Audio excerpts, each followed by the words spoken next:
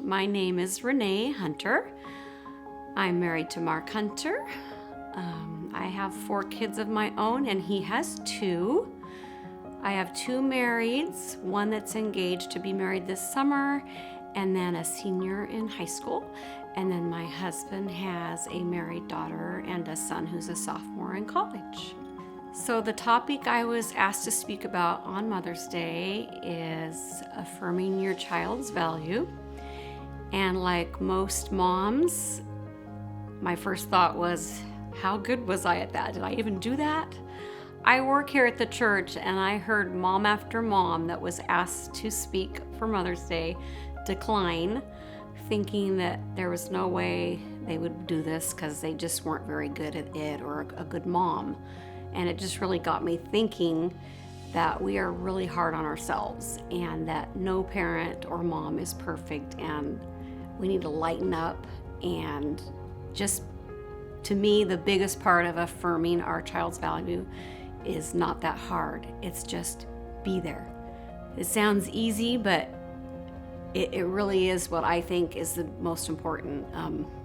My kids were involved in sports and music programs in school and all those things, and I made it a point to go to everything I could possibly go to. Sometimes that meant 3 games in one day or practices or whatever, but I just made it a point to just be there for my kids.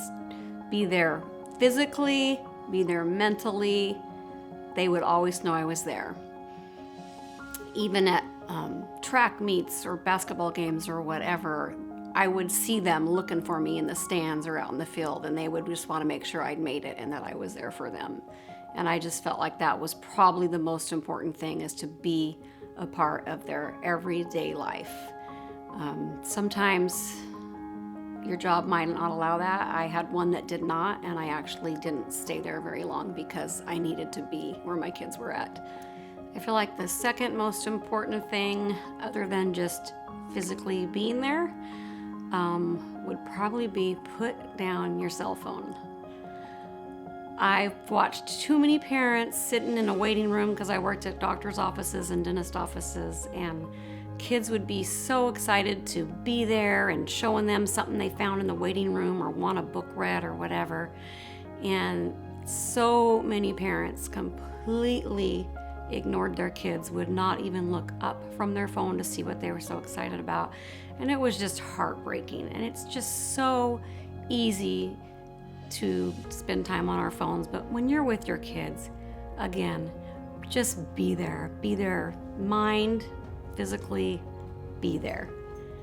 So a few of the verses Rob gave me when asked to speak was 1 Corinthians 13:4.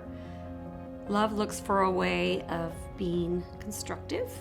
And 1 Thessalonians 5:11, encourage one another and build each other up.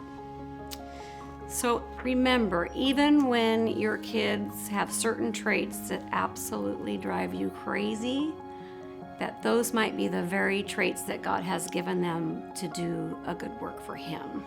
That super stubborn child may use that to not give in to something, or to keep going and not give up. Or that child that can't handle change or has to have everything organized a certain way, that might, they might be like the best administrative organizer you've ever seen. So our job is to find out what they're good at and be constructive in teaching them even those annoying things, to use those in good ways. It's really our job by example to teach our kids fruits of the Spirit: the love, joy, peace, patience, kindness, goodness, faithfulness, self-control. And by teaching, I mean by doing it ourselves, because they're watching us, everything we do, way more than they're ever listening to anything we say. So to me, that's a big part of parenting, is teaching them just to be good, kind people. One of the other verses Rob gave me is John 20:21. Jesus says, as the Father has sent me, so am I sending you. And then He breathed His Spirit on them. So just remember, we don't have to parent alone. We can ask for the Holy Spirit's help in everything, including parenting. And remember, as humans, we do mess up. It's going to happen. Just don't fake it. Confess, apologize, and move on. That's the best advice I can give about that. Again, just be there, be engaged, play with your kids, have fun with them, and just let them know how important they are to you and that God created them and how important they are to Him.